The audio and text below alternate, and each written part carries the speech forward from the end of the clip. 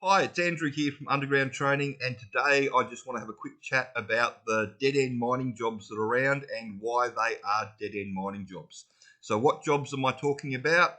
I'm talking about the utility jobs like bus driver, I'm talking about the road train operator jobs, mining shutdown, that sort of work. So if we use the road train operator job as an example, I've got a good example from when I was working on a gold mine and our gold mill blew up. So we had to truck everything 300 k's to the sister mine to put it through their mill. So they hired a contractor to come in with road train operators for about 6 months to truck the ore. The guys that came in, they had no background in mining, so they were brand new to the industry, and all they learned in their skills in that job was to drive road trains from point A to point B. They didn't actually learn any mining skills, so at no point would I ever have to use them on the crew, or I would do any training with them. If they were rained out, they stayed at camp. If they were doing their job, they were just doing their job. So all they learnt was the road train operator job, and there was no scope to go and learn anything else. And that's why these jobs end up being dead-end jobs, because the way you advance in mining is by learning the next job. But if you end up in a job that you just don't have the opportunity to learn anything else, like being a bus driver or a road train operator or a utility, you just get stuck in those roles, unfortunately.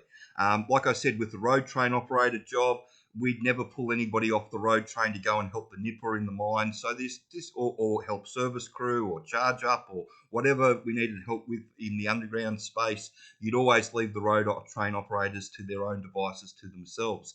And because of that, they don't get any opportunity and you just get pigeonholed. I call them dead-end jobs. Some people call them pigeonholing, but it's all the same thing. You just get stuck in a job. I've got a few guys that are at the moment trying to get out of road train operating. They're trying to get into the underground side of things.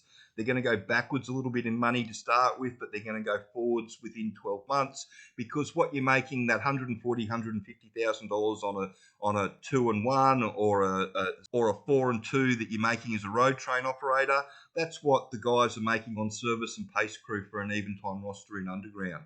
And then you've got all the jobs that are above that. So sometimes you have to go backwards to go forwards if you're in one of these dead-end jobs.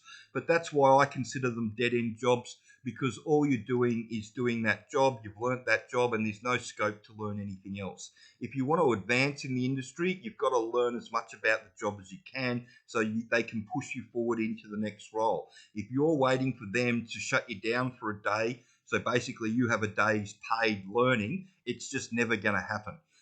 You need to get yourself into a situation where you're either on the main crew and they're going to show you because they need to diversify the workforce, or you need to do some extra training yourself.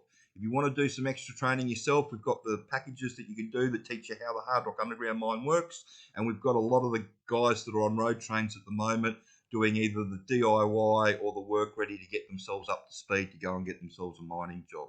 But that's what's going on with the dead-end jobs.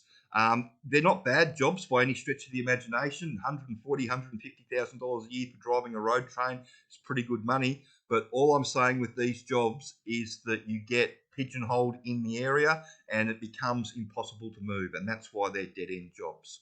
So if you want more information about the industry, please send your questions through. And if you'd like to talk to somebody that actually knows how the mining industry works, there'll be a phone number at the end of the video. Thanks.